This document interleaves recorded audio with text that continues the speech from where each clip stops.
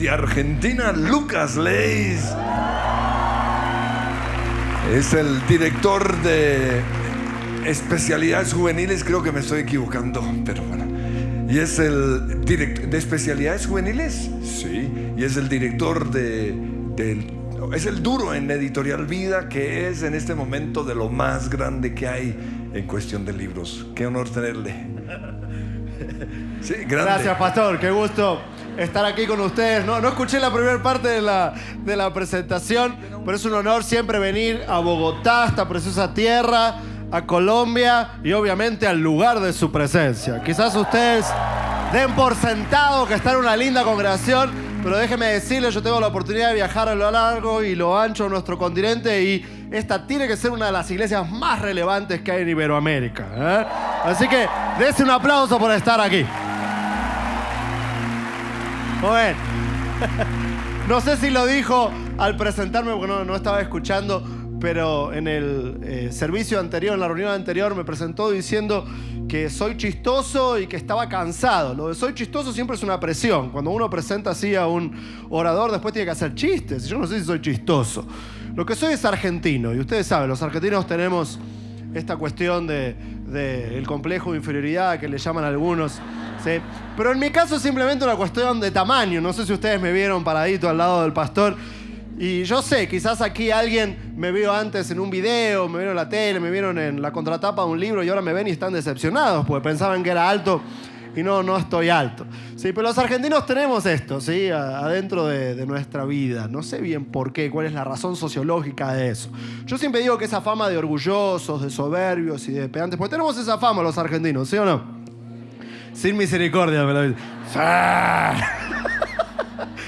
Es cosa del ayer. Yo digo que quizás antes teníamos esos problemas, pero ahora ya somos perfectos, así que nos deberían perdonar por esos problemas que teníamos antes. Muy bien, ¿quién está listo? ¿Quién está lista para recibir palabra del Señor en esta noche? ¿Estamos todos listos?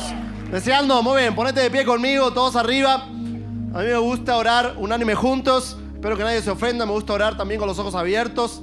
Me gusta orar con los ojos abiertos por dos razones. Número uno, porque así nos dicen los evangelios que oraba Jesús. Se nos describe que Él levantaba sus ojos al cielo para orar. Lo de cerrar los ojos es para no distraerse, pero no es que es obligación. Y además me gusta orar con los ojos abiertos porque así de paso no me roba la billetera. Así que es un cuidado que uno tiene. Muy bien, levantá tu mano derecha conmigo. Vamos a decirle juntos y unánimes al Señor. Querido Dios. Vamos con fuerza. Querido Dios. Te digo presente. Aquí está mi mente. Aquí está mi corazón. Yo vine esta noche a escuchar tu voz. Lo voy a hacer en el nombre de Jesús. Nombre sobre todo nombre. Por eso digo, amén, amén y amén. Dale un aplauso fuerte al Señor, que Él nos habla y que Él nos ministra. En verdad es un gran honor venir a acompañarles. Hace muchos años que no vengo. Los pastores que ustedes tienen son de mis héroes ministeriales hoy en América Latina. La verdad es que Andrés y Rocío son un gran ejemplo de lo que dos personas que sueñan con hacer cosas que impacten a la sociedad en el nombre de Cristo son. Ustedes tienen pastores de primera línea mundial. Yo no sé si todos y cada uno de ustedes han leído el libro que acaba de salir, Conquistando el Corazón de Dios, del pastor Andrés. Léanlo, ahí uno puede conocer más de su amor por la iglesia. En esas páginas habla del profeta Oseas y cómo él experimentaba este celo por su esposa y cómo Dios nos cela porque Él quiere lo mejor para nosotros. Es un libro espectacular. Hablando de libros, antes de entrar en lo que Dios me dio para compartir, tengo algunos para regalar. ¿Le gusta que regalen libros? Tengo dos de mis libros por acá, tengo tres, pero uno me lo robé de la librería de la puerta. Así que regalo los dos míos, el otro no. Este se llama Generación de Adoradores. Lo escribí con Emanuel Espinosa de Rojo y Danilo Montero. Ustedes los conocen. ¿A quién se lo regalo este? A ver. A ver, ¿dónde tienen más ganas? ¿Dónde tienen más ganas de recibir un regalo? Ahí está, me gustó tu entusiasmo. Vení, la que está saltando. Vení rápido. Se ve que comiste bien para venir a la reunión, está muy bien. Les decía en la reunión anterior, el pastor me presentó diciendo que estaba cansado. Me acuerdo que dijo algo como que no tenía ganas. Siempre tengo ganas de predicar la palabra del Señor, pero es que dormí 2 horas anoche, así que me tuve que tomar un buen café colombiano para estar encendido. Bueno, aquí tengo este también que se llama El Código de la Pureza, el plan de Dios para disfrutar tu sexualidad. ¿Quién quiere disfrutar del sexo acá? Así me... A ver, ¿a quién se lo regalo? A ver, alguien que ponga una buena cara de sexo, justamente. A ver, cara de... ¿Qué pasa? ¿Qué es? Bueno, la puse difícil con eso, era de broma. A ver, alguien que ponga cara de enamorado. ¿Hay alguien enamorado acá? Sí, a ver, una buena cara de enamorado. A ver quién me pone una buena... Pero no me levanten la mano, pongan la cara de enamorado, así los veo. Ponen la cara de enamorado, a ver la cara de enamorado. No dije degenerado, dije enamorado. A ver, enamorado. Cara de lástima, está bien. Aparte tenés cara de que tenés ganas de disfrutar del sexo, así que está bien. Está bueno. Voy a responder una pregunta en esta noche y la pregunta es fundamental para la vida de cada cristiano. La pregunta es, ¿cómo estar en el centro de la voluntad de Dios para nuestras vidas? Esa es una pregunta fundamental, es una pregunta vital para que cada uno de nosotros continuamente nos hagamos. Y digo continuamente porque esa no es una pregunta para hacerse solamente una vez en la vida al momento de la conversión. Esa es una pregunta para hacerse de tanto en tanto. ¿Cómo hago? ¿Cómo puedo? ¿Cómo estar dentro del centro de la voluntad de Dios para mi vida? Y obviamente hay muchas cosas para decir al respecto, pero quizás a modo de introducción también convenga entrar en el tema aclarando por qué es bueno estar en el centro de la voluntad de Dios para nuestra vida. El apóstol Juan caminó durante 3 años al lado de Jesús y le escuchó decir a Jesús, el que me ha visto a mí ha visto al Padre. Y llegó a la siguiente conclusión respecto a la identidad de Dios. ¿Qué nos dice Juan? Juan nos dice que Dios es amor.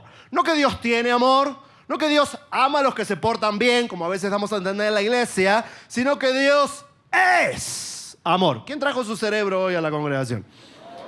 ¿Todos tenemos el cerebro encendido? Muy bien, si Dios es amor, si esa es su esencia, si esa es su naturaleza, si esa es su identidad, ¿por qué hace lo que hace? ¿Por qué dice lo que dice? Cuando Dios dice que sí, ¿por qué será que dice que sí? Cuando Dios dice que no a algo, ¿por qué será que dice no a ese algo? Si su esencia es el amor, mis queridos, cuando Dios dice que sí y cuando Dios dice que no, dice que sí y dice que no por amor.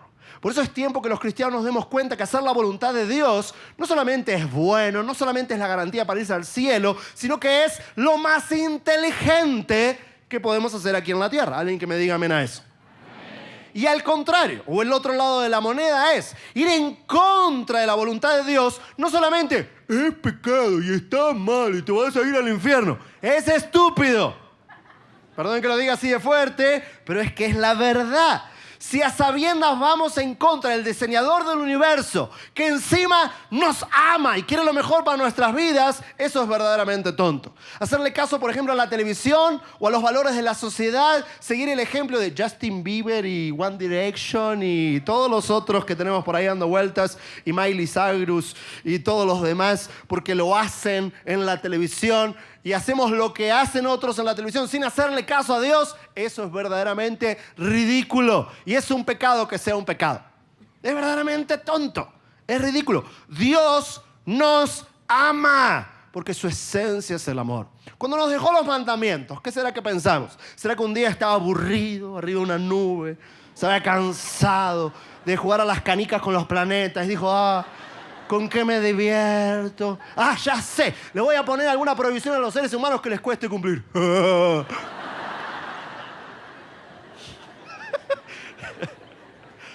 Cuando Dios nos indica que algo nos conviene, no hay nada más inteligente que hacer ese algo. Y cuando Dios nos dice que algo no nos conviene, no hay nada más estúpido que ir en contra de la voluntad de Dios. ¿Quién trajo su Biblia hoy? Si tienen su Biblia por ahí, vamos a algunos versículos fundamentales. Te quiero contar algo antes de ir directamente a la respuesta de la pregunta. Si tenés tu Biblia por ahí, vamos al libro de Génesis.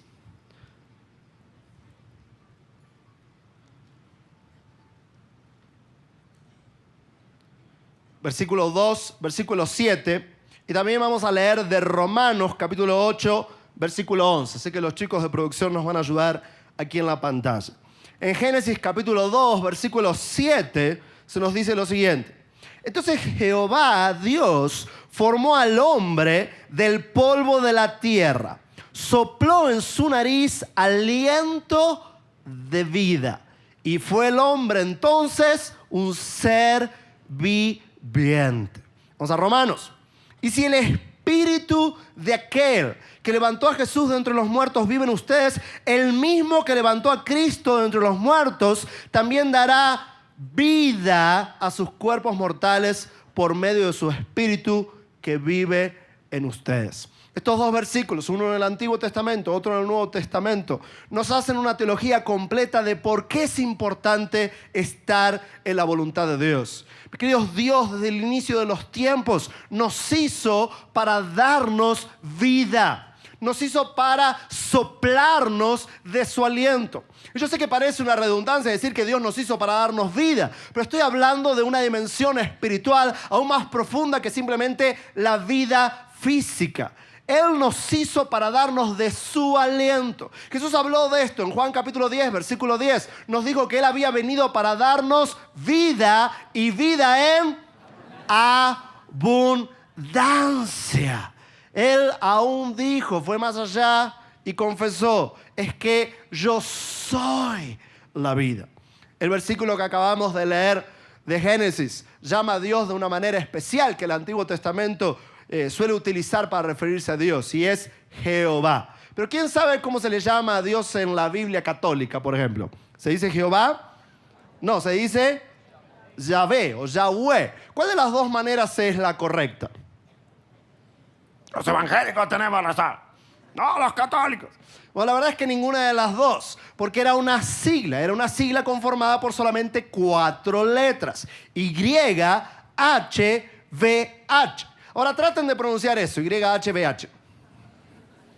No hay manera de decirlo, ¿cierto? Por eso se le agregaron las vocales, el EOA y el AE, para que podamos pronunciar este nombre o esta sigla que para los hebreos antiguos era tan, pero tan sublime y especial. ¿Por qué era tan sublime y especial para ellos? Bueno, número 1, porque tenía temor reverencial de decir el nombre del Señor. Pero número 2, porque entendían que estaban refiriéndose a la vida en un sentido sublime, en el sentido más sublime de todos, en la esencia misma de Dios. Sigan conmigo.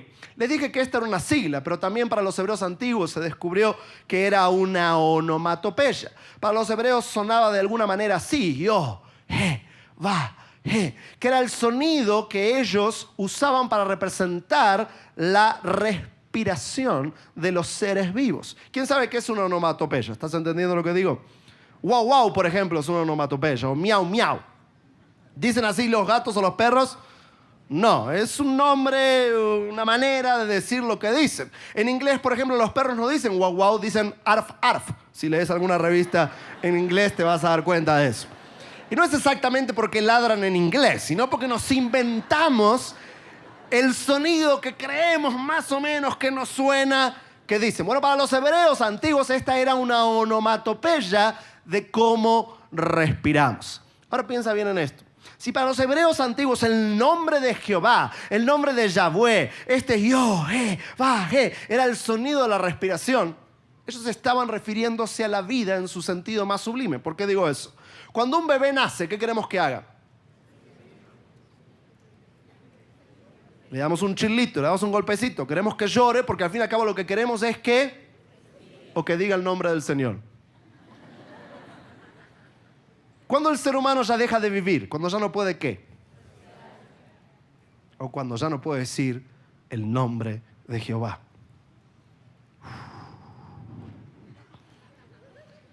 El aliento de vida. Mi querido y mi querida, en esta noche grábate que la voluntad de Dios se trata de que disfrutemos la vida. Dios quiere que disfrutemos de su aliento de vida, de la vida abundante que Él nos quiere dar. Vayamos entonces a la respuesta. ¿Cómo hacemos para estar en el centro de la voluntad de Dios? Y obviamente podríamos decir muchas cosas, pero rápidamente en esta noche te quiero compartir 3 claves de cómo estar en el centro de la voluntad de Dios para nuestra vida. Número 1, mis queridos, tenemos que aprender a sumergirnos en la revelación escrita.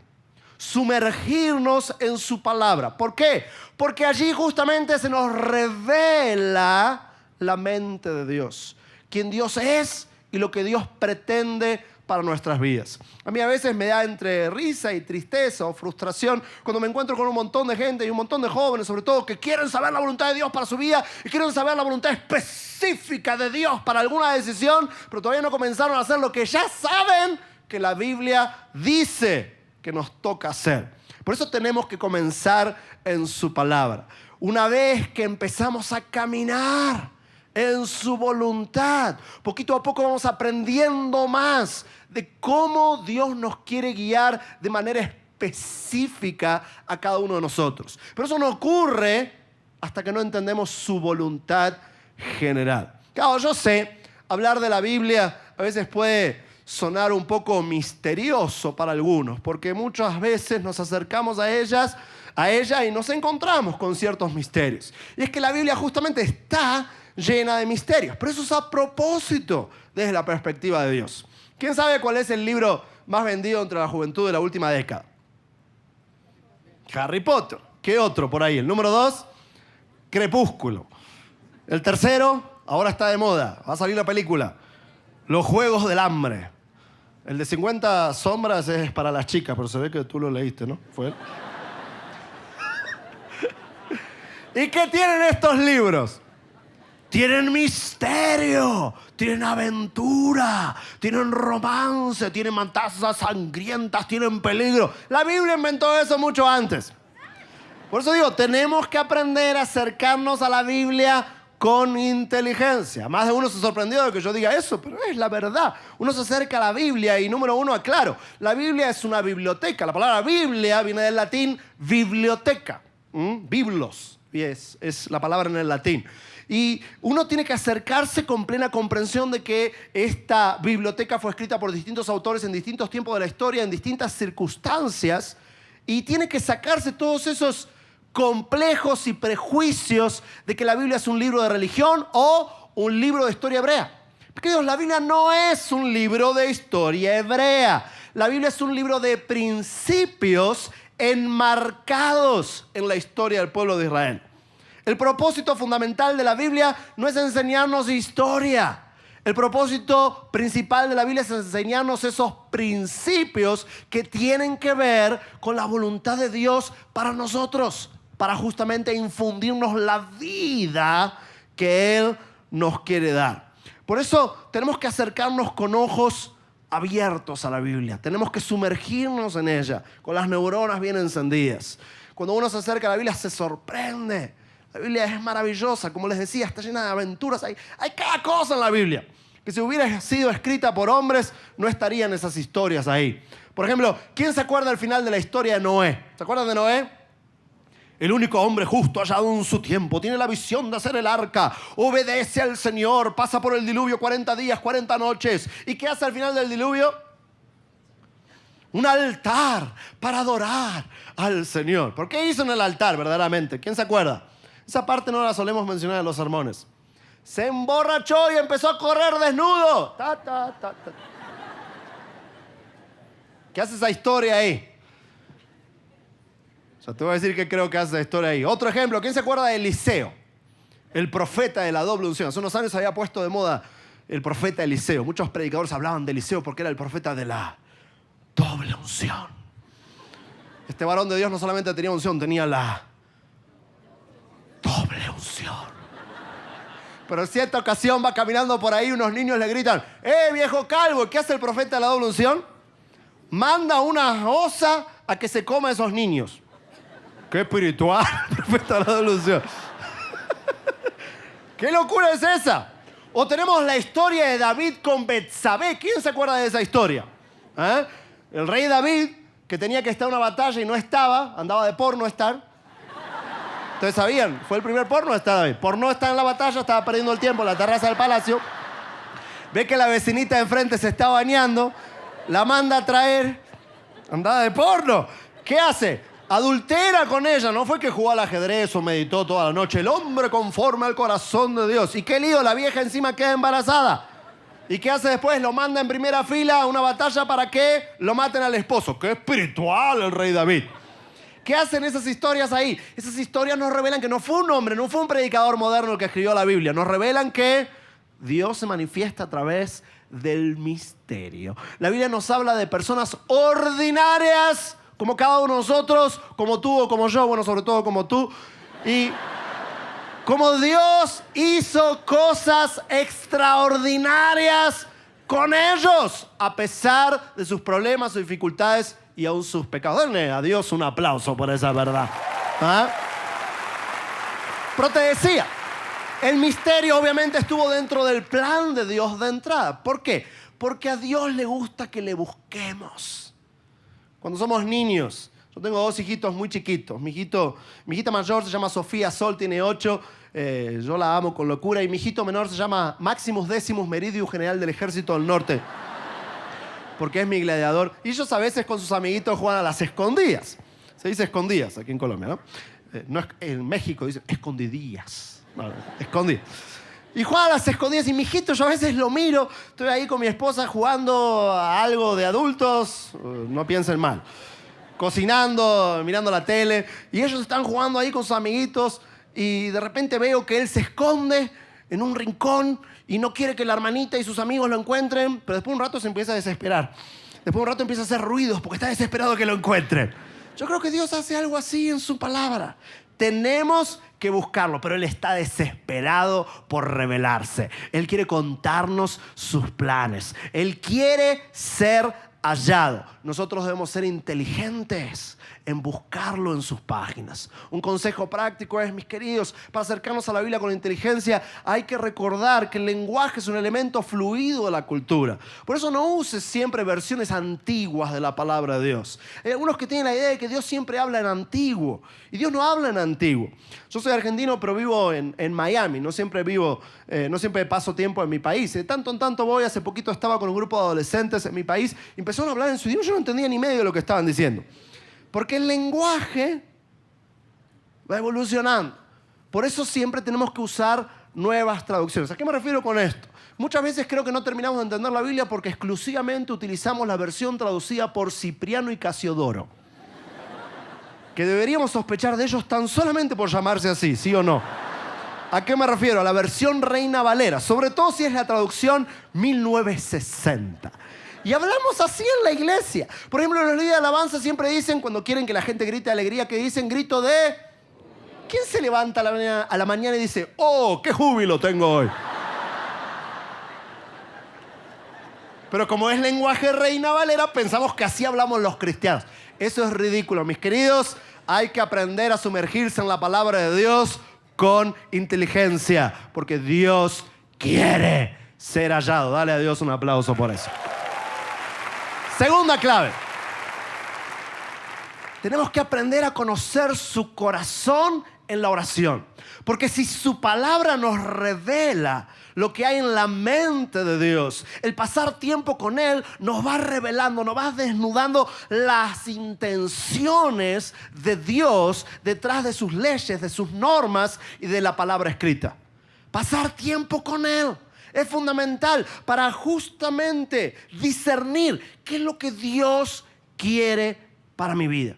Ahora, si somos sinceros, también tenemos prejuicios respecto a la oración.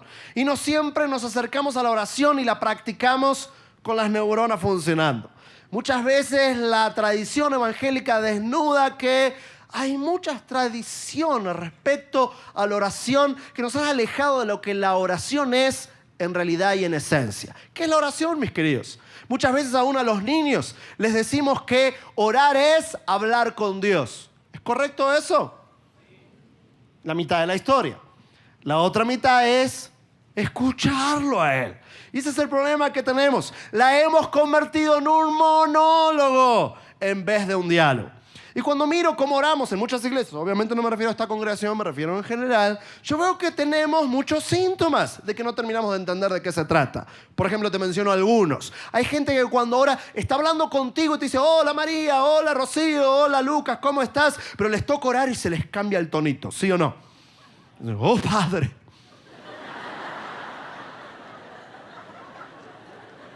Estoy en tu presencia. ¿Qué es eso? Hace un tiempo atrás, un día estaba mirando la tele en mi casa. Yo no miro mucho la televisión, pero sí estaba mirando algo en la tele. Y veo que mi hijita baja la escalera, se detiene en el primer escalón y se detiene allí, ¿no? Y está como bailando y me mira. Digo, hola, Sofi. Sigo mirando la tele. Al ratito veo que sigue ahí y me está mirando fijo. Digo, ¿qué pasa, Sofi? ¿Qué pasa, mi amor? ¿Qué querés? Y no me dice nada. Como que está pensando lo que me va a decir. Sigo mirando la tele. Al minuto me doy cuenta de que ella sigue ahí. Y los ojitos se le mueven y ella está como bailando. Y yo esperaría que me diga, papi, dame una lechita, papi, ¿dónde está mami? Papi, que mirás en la tele, miremos una peli juntos. Algo normal que me dijera ella. Pero esta vez no me decía nada. Yo seguí mirando la tele. Pero después de un rato me dio curiosidad. Ella seguía mirándome fijo. ¿Qué pasa, Sofi? Y de repente se me ocurre. Perdón, yo sé que tengo la imaginación un tanto acelerada, pero de repente me viene esta idea a la mente. ¿Qué tal si Sofi, en vez de decirme, papi, dame una lechita, o papi, ¿dónde está mami? O papi, miremos una tele juntos, me dijera, oh Padre, que vengo a tu presencia.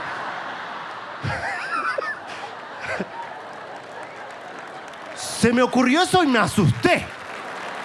Porque la verdad es que si mi hijita hace eso, yo llamo urgente a mi esposa y digo, mi amor, vamos al psiquiatra, pues Sofi tiene un problema. ¿Por qué mi hijita me va a hablar así? Y no quiero ofender a nadie, pero lo debo decir. Yo creo que Dios debe pensar lo mismo. Él debe pensar, ¿qué le pasa a este tarado? ¿Por qué me habla así de raro?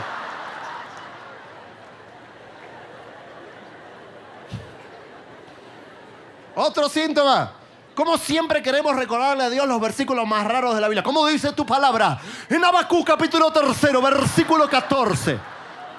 ¿Qué será que Dios está buscando en la página? ¿Dónde quedaba eso? ¿Qué?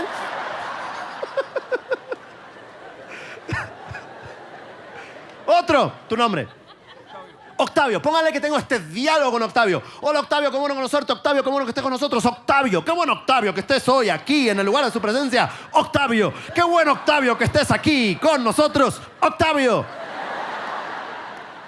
¿Qué hubo de raro en mi diálogo con Octavio? Bueno, pero número uno, no fue ningún diálogo si Octavio no dijo nada. Yo a veces digo o pienso, bueno, hay gente que dice, ay Dios, a mí no me habla. ¿Será porque no te callas?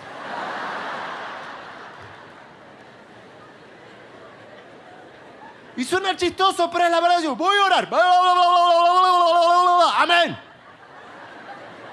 Y Dios se queda. No dejamos que diga nada. Y aún en nuestras reuniones, a mí a veces me causa risa. Hay 3 segundos de silencio y ya sube el tecladista y empieza. Chin, chin, chin. Nos asusta el silencio. Hay que aprender a hacer silencio en la presencia de Dios, pues se supone que es un diálogo, no un monólogo. Nosotros hablamos y después tenemos que hacer silencio para que Él nos hable a nosotros. ¿Qué otra cosa hubo de raro en mi diálogo con Octavio? Le dije su nombre cada 3 palabras, ¿cierto? Yo a veces escucho que oramos y decimos, Señor, venimos a tu casa, Señor, no sabemos qué decirte, Señor, y por eso te decimos, Señor. Todas esas mañas, mis queridos, desnudan que hemos perdido de vista. ¿De qué se trata la oración? No es un monólogo religioso que repetimos adentro del templo. Es una aventura, es una posibilidad increíble de disfrutar la presencia de Dios. Que la Biblia nos enseña que viene con nosotros a cada momento. Y por eso el Nuevo Testamento nos enseña que debemos orar sin cesar. Que no es orar sin César. Aclaro eso por si tu esposo se llama César. Si no, no es eso. Es orar sin detenerse, porque el Señor no detiene su presencia con nosotros. Dios no habita en un templo hecho de manos de hombres y no atiende el fin de semana en la congregación. Él está con nosotros a cada momento. Por eso tenemos que aprender a escucharle, a prestar atención en todas las situaciones de la vida, en cada circunstancia, a cada momento, porque Él está con nosotros siempre. ¿Alguien lo cree eso? Den un aplauso fuerte al Señor.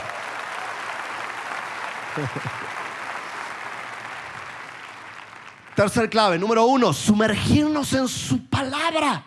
Para que su palabra nos dé ese aliento de vida, esas ganas de vivir, esa vida abundante que Él nos promete. Número 2, pasar tiempo con Él. Pasar tiempo en su presencia. Estar atentos a que Él está con nosotros a cada momento y dialogar con Él continuamente. ¿Es bueno separar un tiempo en la mañana de intimidad con Dios? Claro que sí, pero cuidado con separar ese tiempo en la mañana, pasar varias horas allí y después olvidártelo al Señor el resto del día. Porque Él está con nosotros en cada instante. Pero tercero, pasar tiempo con sus seres queridos. ¿Ah? Suena como extraño, ¿no? Pero es increíblemente práctico. ¿Quiénes aquí son solteros? A ver, levanten la mano los solteros. Siempre que pregunto quiénes son solteros, la gente festeja. ¿Qué festejan?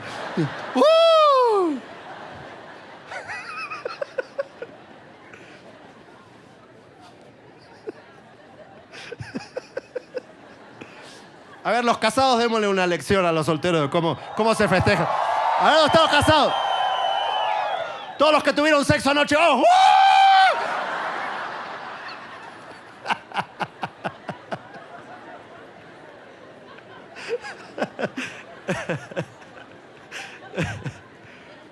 Bueno, quizás festejan porque vienen a esta congregación y yo sé, sobre todo escuché gritos masculinos, porque a veces los varones vienen a una iglesia como esta, por ejemplo, porque quieren escuchar las buenas nuevas, pero otras veces porque quieren conocer a las buenas nuevas aquí en la congregación.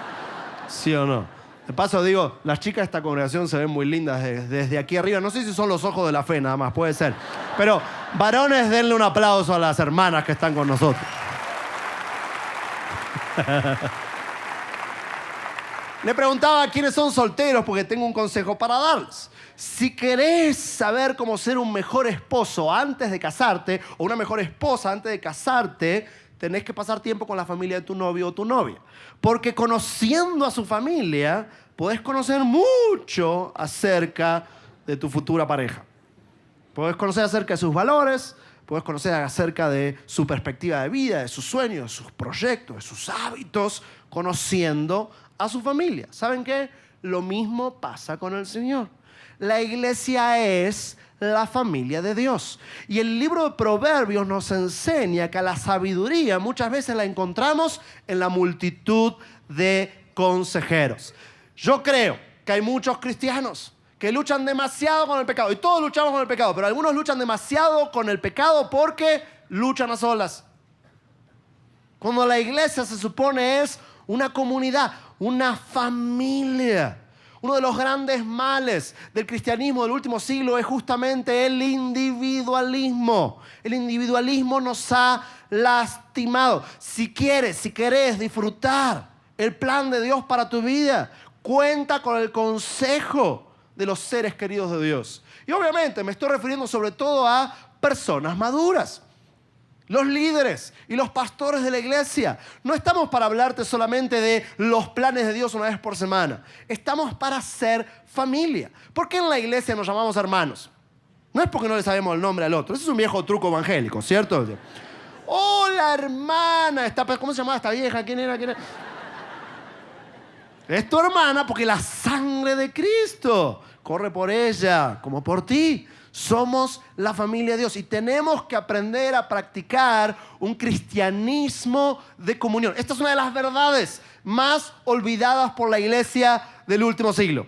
El Nuevo Testamento insiste una y otra vez con la siguiente recomendación: anímense los unos a los otros, exhórtense a las buenas obras los unos a los otros. Debemos protegernos y ayudarnos los unos a los otros. Claro, yo sé que quizás suena un poco extraño lo que estoy diciendo, porque no solemos hacer mención de la vida cristiana en comunidad, pero es tan vital y tan importante para estar en el centro de la voluntad de Dios para nuestra vida.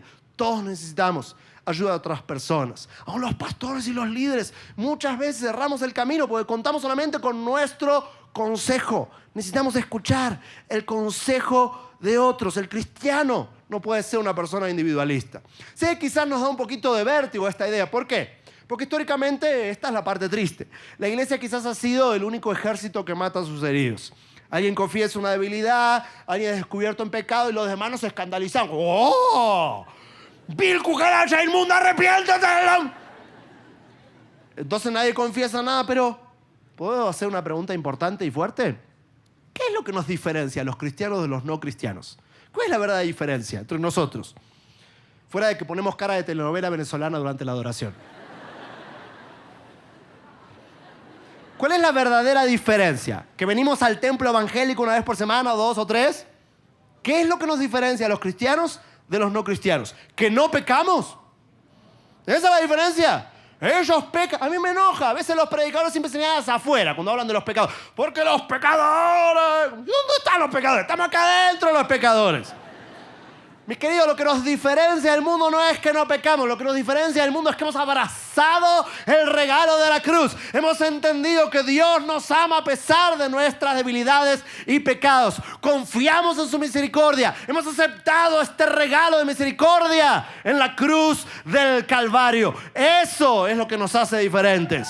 Y habiendo abrazado esa gracia, intentamos no pecar. Pero no que lo hayamos logrado. El apóstol Pablo admitía eso. El apóstol Pablo lo admitía. Romanos capítulo 7. Aquello que quiero hacer no termino haciendo. Aquello que no quiero hacer termino haciendo. El apóstol Pablo lo admite. ¿Por qué nos cuesta tanto a nosotros? Queridos, llegó la hora de sacarse la careta y pedir ayuda. ¿Quieres estar en el centro de la voluntad de Dios para tu vida? ¿Quieres dejar de luchar con esas debilidades, pecados y malos hábitos que siempre han detenido tu crecimiento cristiano? Busca ayuda. Confiesa tu necesidad, porque a solas es muy difícil avanzar. Queridos, Dios quiere darnos de su vida abundante. Él nos ha regalado la vida eterna y no podemos hacer demasiado para adquirir la vida eterna. Solamente hay que aceptar el regalo de la gracia, el regalo de la cruz. Pero para disfrutar la vida abundante hay que ser inteligentes. Hay que aprender a encontrarnos con el Señor. El Señor como niño está escondido en estas páginas, sí, porque Él anhela ser buscado. Pero la buena noticia, está desesperado porque lo encuentres. Y Él quiere revelarse a ti. Si pasamos tiempo en oración, yo sé, a veces hay demasiadas distracciones. A veces tenemos que acallar tanto ruido que hay en nuestra vida para empezar a escuchar la voz de Dios. Para que no sea un monólogo y sea un diálogo. Pero yo te aseguro que no hay nada más emocionante que saber todos los días que el Señor está contigo a cada momento y que puedes dialogar libremente con Él. Y tercero, disfrutar de que somos la iglesia.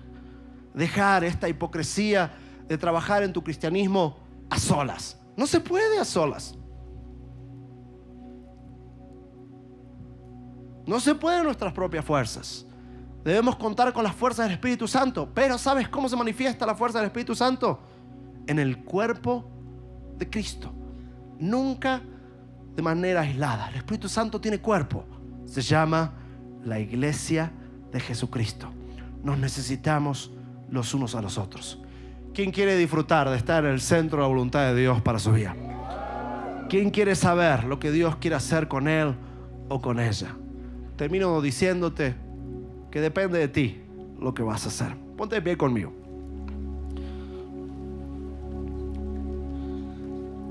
Otro de los males de la iglesia de las últimas décadas es que a veces dependemos de la vida espiritual de otras personas.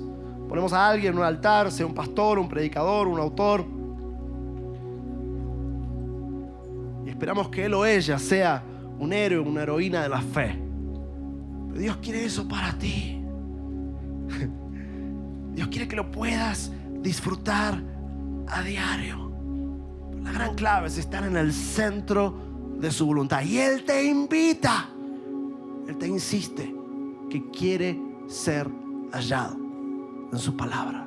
¿Le vas a buscar? Yo quiero invitarte en esta noche también a que vuelvas a hacer un compromiso. Digo vuelvas porque probablemente ya hiciste este compromiso de buscarle a Dios en oración. ¿Hace cuánto que no dialogas con el Señor? ¿Hace cuánto que la oración para ti se convirtió en una lista de pedidos?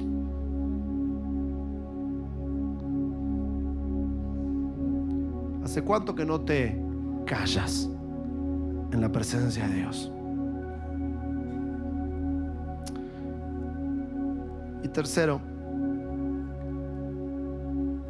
¿qué te parece si esta noche decidimos juntos y unánimes el empezar a contar unos con otros? Tú tienes amigos, ¿cierto? Tienes seres queridos. ¿Hablas con ellos de tu vida espiritual? Yo me di cuenta hace un tiempo que con mis amigos más queridos hablaba mucho del ministerio, pero no de mi relación con el Señor. Hablaba mucho de mis metas, pero no de mis debilidades. Y entendí que era una torpeza pensar así. Entendí que me estaba perdiendo el beneficio de ser parte de un cuerpo, de una comunidad, de una familia que está ahí para ayudarme también a disfrutar este aliento de vida que Dios quiere soplar en mí. Cierra tus ojos unos segundos.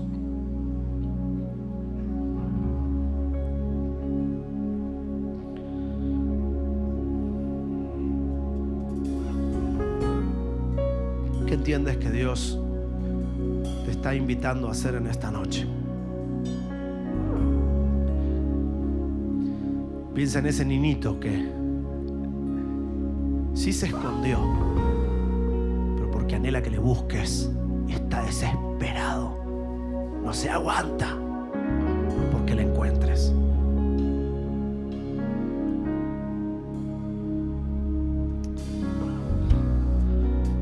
Amado Papi Celestial, te doy muchas gracias por la vida de mis hermanos, por estas personas preciosas que han buscado tu rostro y que una y otra vez se han propuesto estar en el centro de tu voluntad. Yo te doy gracias por los jóvenes, adultos, padres, matrimonios, líderes y pastores aquí presentes, por todo lo que ya les has revelado. Pero Señor, en esta noche junto con ellos confieso mi necesidad y nuestra necesidad de más.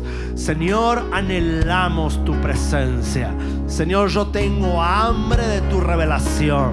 Señor, perdóname por muchas veces acercarme a tu palabra de manera superficial, de manera religiosa, de manera arcaica. Señor, quiero venir a tu palabra e encontrarte con pleno entendimiento. En esta noche, Señor, con mis hermanos vuelvo a decidir disfrutar de tu presencia a cada momento en mi vida, hablar contigo, dialogar contigo en cada circunstancia. Y Señor, también ser tu iglesia, practicar la comunidad y comunión con mis hermanos. Señor, esta noche nos arrepentimos de un cristianismo individualista que solamente vela por los intereses propios y no de los demás. Y al mismo tiempo, Señor, decido ser yo un agente de cambio para otros, ser su brazo de consuelo, la luz de sus ojos, la guía de sus decisiones. Úsame, Señor, úsanos para potenciar a tu iglesia, porque todos y cada uno de nosotros queremos estar en el centro de tu voluntad. Es en el nombre de Jesús que oramos, y con plena certeza y convicción, acorde a lo que revela tu palabra, decimos amén, amén y amén. Dale un aplauso fuerte a nuestro buen Señor.